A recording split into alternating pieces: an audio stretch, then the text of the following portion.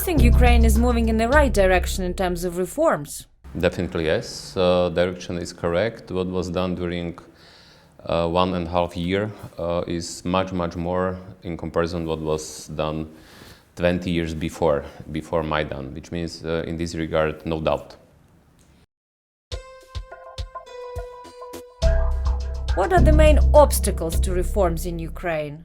Main obstacle is the reforms are much more political problem than technical one. It is clear what is necessary to do. It is necessary to do institutional changes, structural reforms and macroeconomic stabilization reforms. The biggest problem is how to manage it politically, because of course to doing reforms is difficult in every country, and it is necessary to have strong political leadership, ownership of reforms and communication, which means where I see the biggest problem is the lack of this or insufficient strength in this area, in leadership, ownership and communication of reforms, which means to explain people why reforms are important and what we can expect from them.